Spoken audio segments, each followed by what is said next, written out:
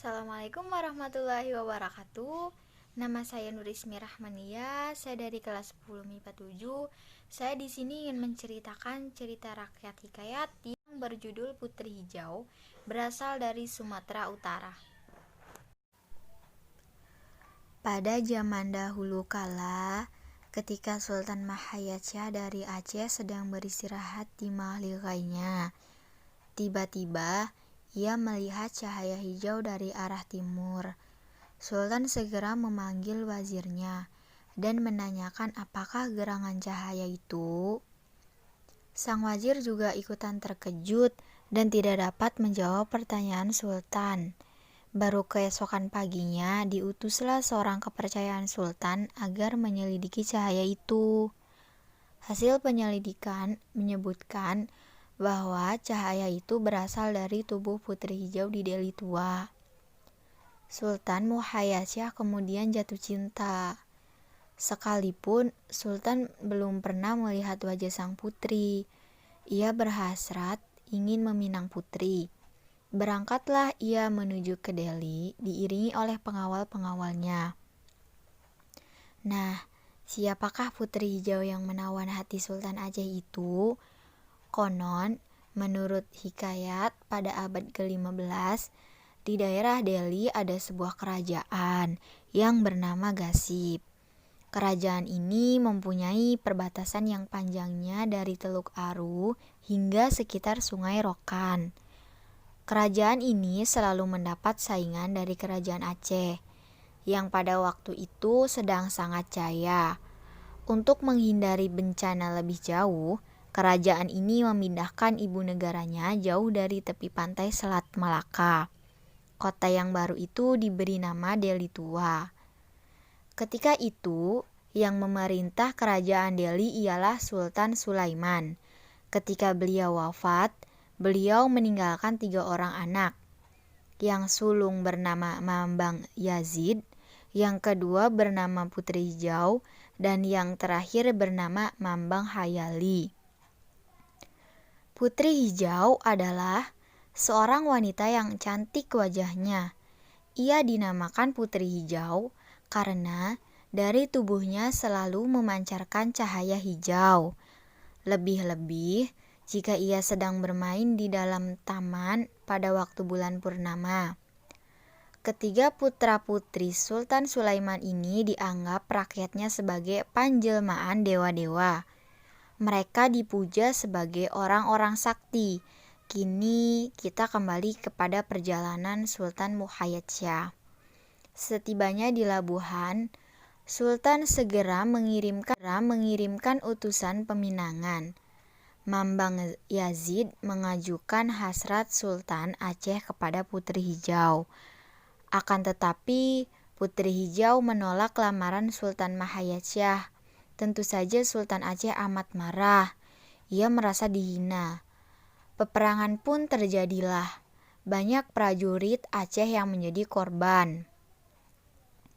Akhirnya, Perdana Menteri Aceh menemukan suatu tipu muslihat yang dianggap akan dapat mengalahkan para prajurit Deli Tua. Tipu muslihat itu berupa penembakan uang ringgit ke arah kubu-kubu musuh yang berupa rumpun bambu berduri yang rapat mengelilingi kota Deli Tua. Melihat uang-uang ringgit, rakyat Deli Tua tanpa pikir panjang, ia segera memotongi dan menebangi rumput bambu berduri itu. Akibatnya, pertahanan kota Deli Tua menjadi hancur. Mereka sukar menahan serangan bala tentara Sultan Muhayyasyah. Untuk menahan serangan selanjutnya, Mambang Hayali menjelmakan dirinya menjadi sebuah meriam yang dapat menembaki musuh. Namun, tatkala pertempuran sedang berlangsung dengan hebatnya, ia merasa amat haus. Ia minta minum kepada Putri Hijau, tapi permintaannya ditolak. Menurut Putri Hijau, hal itu dapat mencelakakan. Akibatnya merasa lemahlah sendi-sendinya. Sementara itu terus memuntahkan meriamnya. Tiba-tiba tubuhnya patah menjadi dua. Kepala Meriam terpental sampai ke Aceh. Sedangkan bagian belakangnya tetap tinggal di Delhi.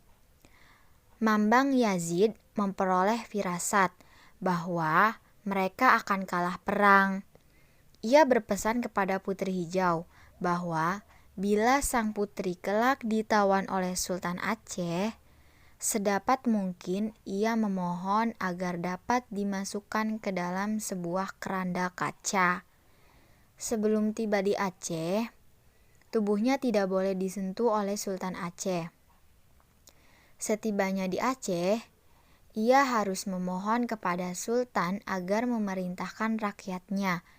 Setibanya di Aceh, ia harus memohon kepada Sultan agar memerintahkan rakyatnya membawa persembahan masing-masing, sebutir telur ayam dan segenggam bertih atau beras putih.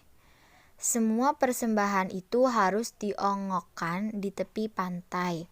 Setelah upacara selesai, onggokan itu harus dibuang ke laut. Pada saat itu, Putri Hijau harus keluar dari keranda kacanya, lalu membakar kemenyan sambil memanggil nama Mambang Yazid. Setelah meninggalkan pesan terakhir itu, gaiblah Mambang Yazid. Putri Hijau dapat ditawan dan akan dibawa ke kerajaan Aceh. Putri Hijau segera mengajukan syarat-syarat seperti yang dipesankan Mambang Yazid. Sultan Muhayyadsyah mengabulkannya. Kini Putri Hijau diboyong ke Aceh. Di Aceh, kapal Baginda berlabuh di muka Tanjung Jambu Air. Sultan memerintahkan rakyatnya agar mengadakan upacara persembahan kepada Putri Hijau. Seluruh rakyat pun memenuhinya. Seusai upacara, Putri Hijau terlihat keluar dari keranda kacanya. Dalam kepulan asap kemenyan, Putri Hijau menyebutkan nama kakaknya. Tiba-tiba turunlah angin ribut dan hujan lebat disertai halilintar dan gulungan ombak yang amat dahsyatnya. Dunia seakan-akan hampir kiamat. Tiba-tiba muncullah seekor naga raksasa dari dalam ombak dan langsung menuju ke kapal Sultan Aceh. Dihantamnya kapal itu dengan ekornya hingga kapal terbelah menjadi dua dan karam dengan segera. Sultan Muhayyadsyah selamat. Dalam keadaan yang kacau itu, Putri Hijau segera kembali ke keranda kacanya, sehingga pada waktu ombak menghantam kapal, ia dapat terapung-apung di atas laut. Sang naga segera meluncur menghampiri keranda itu, lalu mengangkatnya dengan kepalanya dan dibawa ke Selat Malaka. Gerakan itu amat cepatnya sehingga Sultan Aceh tidak dapat berbuat apa-apa. Ia hanya dapat termenung, merindukan, dan mengenangkan Putri Hijau yang sudah menjadi miliknya, tetapi terlepas lagi untuk selamanya.